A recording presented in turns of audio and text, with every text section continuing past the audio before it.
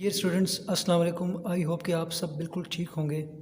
आज मैं आपको बताऊंगा कि क्वाड्रेटिक इक्वेशन की फैक्टराइजेशन कैसे की जाती है। तो उसके लिए सबसे पहले आप देखिए कि यहाँ पर जो एक्स स्क्वायर की वैल्यू लिखी है आपके पास, यहाँ पे इसका जो कोफिशिएंट है वो 1 है और आपने इस एक्स स्क्वायर वाली के कोफिशिएंट को आपने मल्टीप्लाई करना है उस टर्म के साथ जो कि आपके पास विदाउट एक्स है। यानी यहाँ पर हमारे पास जो विदाउट एक्स वाली टर्म है वो -42 है। तो आपने इसके कोफिशिएंट 1 को -42 से मल्टीप्लाई करना है। तो यहाँ पे ये अगर हम 1 को -42 से मल्टीप्लाई करें तो हमारे पास -42 आता है। और उसके बाद आपने ये देखना है कि आपके पास जो ये मिड जो सेंटर में टर्म है, जो एक्स वाली टर्म है, उसका कोफिशिएंट क्या है, तो वो भी आप यहाँ पे साइड पर लिख लेंगे जो कि आपके पास -11। आप करना ये है कि जो ये आपके पास -42 है तो आपको इसके ऐसे फैक्टर सही हैं कि जिनको अगर आप मल्टीप्लाई करें तो आपके पास -42 आ जाए और अगर आप उनको प्लस या माइनस करें तो आपके पास -11 आ जाए। अब आपने करना ये कि जो आपने इस 42 के फैक्टर्स -42 के फैक्टर्स मालूम करने हैं, उनको फाइंड करने के लिए ये साइंस आप इग्नोर कर दें, इसका भी और इसका भी। और इसको आप फिर उसकी फैक्टराइजेशन कैसे करेंगे कि आप यूँ करें कि इस 11 को यहाँ पे -11 की जगह यहाँ पे सिर्फ आप जस्ट 11 ले लें, ये आपके पास 11 आ जाएगा। तो यहाँ पर हम इसके दो केस बनाएंगे, एक केस हमारे पास प्लस का होगा और एक केस हमारे पास माइनस का होगा। प्लस के केस में जैसे ये 11 है तो प्लस के केस में हम इस तरह से करते हैं कि 11 से एक लेस 10 होता है हमारे पास, यानी हम 10 × 1, 9 × 2, 8 × 3, 7 × 4 लेते हैं। यानी इन सब में आपको नज़र आ रहा है कि अगर आप इन सब को अगर आप ऐड करें तो ये आपके पास 11 बनते हैं। 9 + 2 11, ये 10 + 1 11 होता है, ये सब के सब 11 होते हैं। इसलिए इसको हम यहाँ पे प्लस के केस का नाम दे रहे हैं। लेकिन अब आपको चाहिए इनमें से आपने वो लेना है, यहाँ से वो वैल्यू आपने सेलेक्ट करनी है, वो आपने दो नंबर सेलेक्ट करने हैं जो कि आपको 42 दें। अगर आप इनको देखें तो फर्स्ट आपको जो वैल्यू वो आपको जो 10 और 1 आपको 10 दे रहे हैं, यहाँ पे ये 18 आ रहा है। नेक्स्ट 8 × 3 आपके पास 24 होता है, 7 × 4 आपके पास 28 और 6 × 5 आपके पास 30 आ रहा है। फिर आगे दोबारा जो है वो हमारे पास नीचे जो है वो 5 × 6 आएगा, वो दोबारा आपको 30 ही देगा। तो इसका मतलब ये है कि प्लस के केस में हमें हमारे फैक्टर्स 42 के नहीं मिलेंगे। तो आप फिर सेकंड केस पे आ जाएंगे जो कि आपके पास माइनस का केस है। अब माइनस के केस में हम क्या करते हैं कि ये आप हमारे पास 11 है तो 11 से एक ऊपर वैल्यू लेते हैं, एक ऊपर नंबर लेते हैं, जैसे 12 × 1, फिर आगे बढ़ाते जाएंगे हम 13 × 2, 14 × 3, इस तरह से। अब इसको माइनस का केस हम क्यों कह रहे हैं कि 12 - 1 11 होता है, 13 - 2 11, 14 - 3 11 होता है। अब अगर आप इसमें फर्स्ट देखें तो ये आप अब इसको मल्टीप्लाई करें, 12 × 1 12 आता है, 13 × 2 आप यहाँ पे ये 26 आता है, 14 × 3 ये आपको 42 दे रहा है। तो अब मैंने जैसे बताया था आपको कि जो आपके पास जो 42 था वही माइनस का था, 11 भी माइनस का था।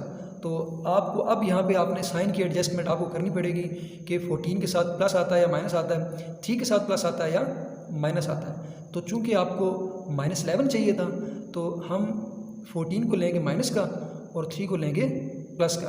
तो अगर इनको हम सॉल्व करते हैं तो हमारे पास -11 आ जाता है। अब अगर इनको हम मल्टीप्लाई करते हैं -14 को और +3 को आपस में, तो ये आपको -42 दे रहा है। यानी कि ये आपके -42 के पॉसिबल फैक्टर्स हैं कि जिनको मल्टीप्लाई करने पर आपके पास -42 आ रहा है और ऐड या सब्ट्रैक्ट करने पर आपके पास -11 आ रहा है। तो अब हम यहाँ पे अपनी इक्वेशन जो हमारे पास मौजूद है क्वाड्रेटिक, उसमें इन फैक्टर्स को यहाँ पे लिख लेंगे। तो हमारे पास इक्वेशन अब इस फॉर्म में आ जाएगी, x² - 14x + 3x - 42 = 0। और ये आपके पास यहाँ पे अब यहाँ कॉमन लेंगे x, तो x कॉमन लेने पर हमारे पास यहाँ पे x - 14 और यहाँ पे 3 कॉमन, तो x - 14 और = 0। अब जब यहाँ पे आपके पास कॉमन लेने पर ये बीच वाली वैल्यू सेम आ जाए तो उससे मुराद ये है कि जो आपने फैक्टराइजेशन किया है वो बिल्कुल परफेक्ट है, उसमें कोई मसला नहीं है। तो मज़ीद अगर हम आगे चलें तो अब ये x - 14 ये दोनों में से ये कॉमन आ गया और हमारे पास पीछे क्या लेफ्ट हो जाएगा, हमारे पास पीछे सिर्फ x + 3 बच जाएगा और = 0 हो जाएगा। इसको भी 0 के बराबर ले लेंगे, उसके बाद x + 3 को भी 0 के बराबर ले लेंगे। तो यहाँ पे फिर हमारे पास ये -14 यहाँ से शिफ्ट होकर राइट साइड पे आएगा, तो यहाँ पर माइनस था वहाँ पे जाके प्लस हो जाएगा, तो x = 14 आ जाएगा। और यहाँ पर हमारे पास 3 प्लस का था, वहाँ जाके माइनस, तो x = -3 हमारे पास ये हमारा सेकंड आंसर आ जाएगा। तो इस तरह से आपके पास आपकी जो गिवन इक्वेशन है उसकी फैक्टराइजेशन हो जाएगी। तो आपने इस तरह से ये मेथड इस्तेमाल करके तो आपके पास अगर जितनी बड़ी से बड़ी वैल्यू भी हो तो उसको आप फैक्टराइज बआसानी कर सकते हैं, लेकिन उस सूरत में कि वो वाकई फैक्टराइजेशन मेथड से सॉल्व हो सकती है, क्योंकि बाज़ इक्वेशन ऐसी होती हैं कि जो फैक्टराइजेशन से सॉल्व नहीं होती और वो सिर्फ या तो कंप्लीटिंग स्केयर से सॉल्व होती हैं या क्वाड्रेटिक इक्वेशन के ज़रिए सॉल्व होती हैं। तो उन क्वेश्चंस पे आपका ये मेथड जो है वो अप्लाई नहीं हो सकता। ये जो मैंने सारी की सारी डिटेल आपको बताई है फैक्टर मालूम करने के लिए, ये आपने इसको सिर्फ रफ वर्क में करना है और जो फैक्टर्स आप कहेंगे आपने उनको पुट करके अपना क्वेश्चन सॉल्व करना है। उसके अलावा कुछ क्वेश्चन आपके पास ऐसे होते हैं कि उनमें यहाँ पर जो एक्स वाली टर्म होती है वो सिर्फ वहाँ पे उसका कोफिशिएंट 1 होता है, तो उस केस में आपको ये करना होता है कि वहाँ पे आप सिर्फ माइनस का केस अप्लाई करते हैं। अब इसको भी देख लें आप दोबारा से। तो यहाँ पे एक्स के का कोफिशिएंट हमारे पास 1 है और जो विदाउट एक्स वाली टर्म है हमारे पास -132 है।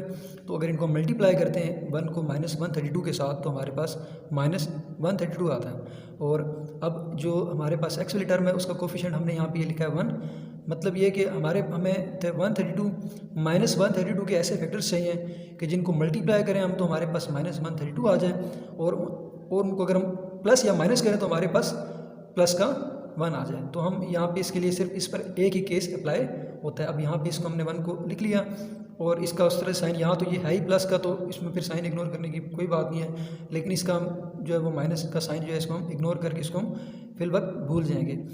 यहाँ पर इस पर सिर्फ माइनस का केस अप्लाई होगा, प्लस का केस अप्लाई नहीं हो सकता। और अब इसमें हम कैसे अप्लाई करेंगे, हमारे पास 132 जो है वो ये बड़ी वैल्यू है, तो अगर हम 5 6 करें 30 आता है और उसके बाद 6 7 42 होता है, यानी छोटी वैल्यूज आ रही हैं, तो हम डायरेक्ट थोड़ी बड़ी वैल्यू पे जाते हैं। जैसे कि आपके पास 9 × 10 90 आता है, उसके बाद 10 × 11 हमारे पास 110 आ रहा है और 11 × 12 हमारे पास 132 आ रहा है, यानी ये आपको 132 ये फैक्टर्स आपको 132 दे रहे हैं। तो आपको चाहिए था कि आपको 132 के वो फैक्टर चाहिए थे जो कि आपको मल्टीप्लाई करने पर 132 दें और ऐड अप होने पर या सब्ट्रैक्ट होने पर आपको प्लस का 1 दें। तो अगर हम इसमें साइन को एडजस्ट करते हैं तो हमें 132 हमें माइनस का चाहिए था, तो हम और 1 आपको प्लस का चाहिए था, तो अब चूँकि 1 प्लस का चाहिए आपको तो हम 11 को माइनस कर लेंगे, 12 हमारे पास प्लस का आ जाएगा। अब ये आपस में अगर हमको सॉल्व करें तो ये माइनस प्लस माइनस होता है और ये साइन जो है वो हम बड़ी वैल्यू का यूज़ करेंगे तो हमारे पास यहाँ पे ये 1 आ जाएगा। और अगर हम इनको मल्टीप्लाई करते हैं -11 को +12 के साथ तो यहाँ पर ये -132 आ जाएगा। तो इस तरह से ये आपका फैक्टर जो है ये प्रॉपर फैक्टर आ रहा है जिसको जो हमें यहाँ पे इसको हम यूज़ करेंगे।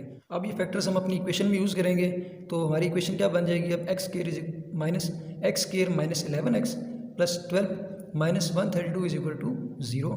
यहाँ पे इन दो वैल्यू में से आपके पास x कॉमन आएगा तो यहाँ पे x -11, यहाँ पे 12 कॉमन आएगा तो x माइनस यहाँ भी 11 आ जाएगा और = 0। अब इन दोनों के साथ x